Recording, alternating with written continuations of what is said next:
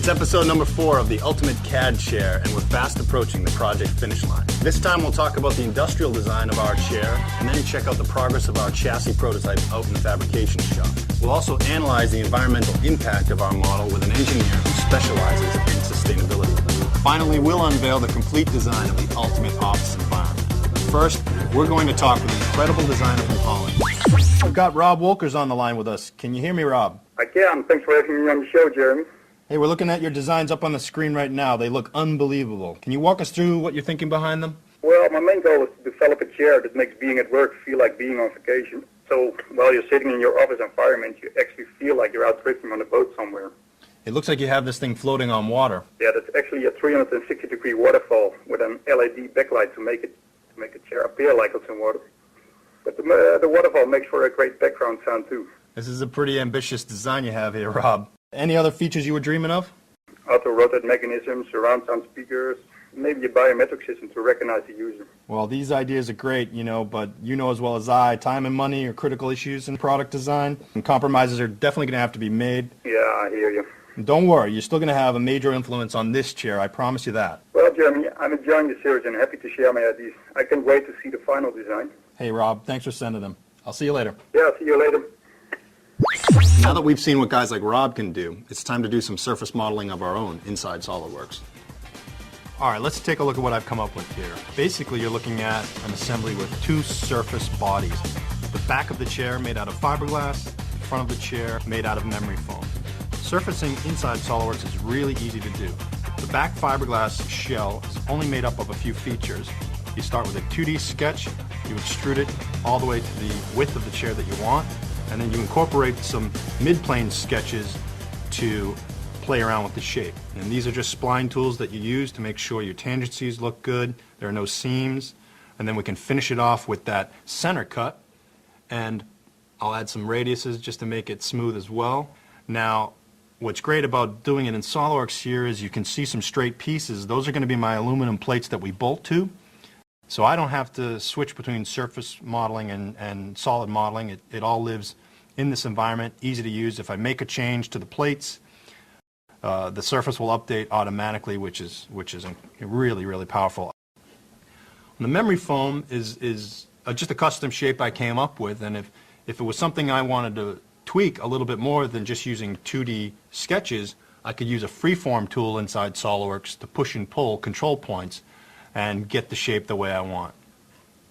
What's cool is if we want to make a change, we can just modify this. We do not have to destroy the surface. There's no need to rebuild it.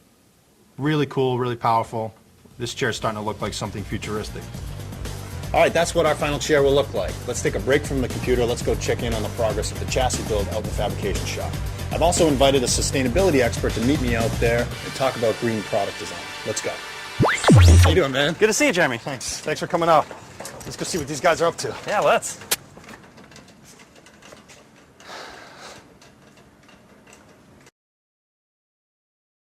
What are we, union now?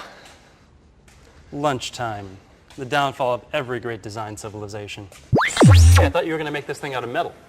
Well, the wood's temporary. Actually, the choice right now is aluminum versus steel. Everyone's weighing in on it on the website, and that's why you're here, actually, so that we can make a better environmental choice before picking one. Yeah, that's key. There's a lot of large companies like Walmart and IBM, Procter & Gamble, that are releasing these supplier scorecards where they're rating their suppliers on sustainability. The higher the score, the more they become a preferred supplier. Well, let's fire up SOLIDWORKS Sustainability on the big screen, see how we're doing on our design. Let's do it. So here's sustainability, completely integrated with our SOLIDWORKS interface.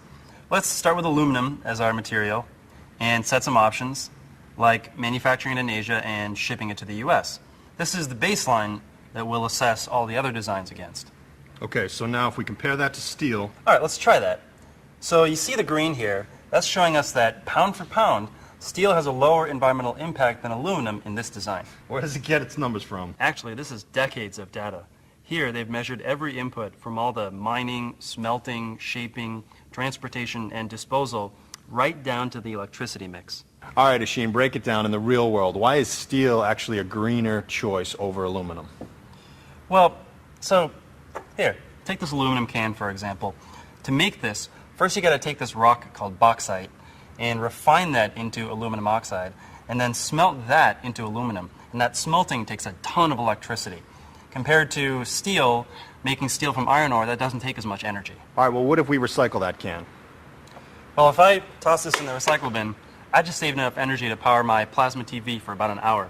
That's a lot of cost benefit. That's impressive. Well, thanks for coming in, Asheen. Hey, it's been a lot of fun, and I hope your build guys come back. I'd love to see this thing in all its glory. Me too. Apparently, my build guys are waiting on a final design. Luckily, I'm one step ahead of them. All right, are you ready to see the final design? Let me take you through it. Okay, let's start with the floor. We're going to add the chassis on top of that. The gantry or the linear actuator is going to sit on top of the chassis. The next piece is the wall surround. Easy to assemble, easy to take apart. Next up is going to be a drafting table. In the spirit of my buddy Rob Wolkers, I did add a waterfall to the design. It's going to be separate from the chair, off along one of the wall panels. And then, of course, we've got this custom chair. There's going to be a supporting arm to connect it to the linear actuator. There's the displays we need to worry about, and those will have two positions. One is a non-working position where they're flush mounted against the wall, and then they'll move using an ergotron mount into a load or work position when we're in our chair. I also downloaded 3D Connexion controllers from 3D Content Central. Now finally, it's not the ultimate CAD chair without having all the controls at our fingertips, which brings us to this week's vote. All right, this week's vote you can totally geek out on. We need to power up this entire assembly from the chair. You need switches. Do you guys want to vote for military grade switches? Or do you want minivan grade switches? I'm not going to tell you how I'm voting. We'll have to see what you guys choose. All right, you guys remember to get your votes in. We'll see you next time on Let's Go Design.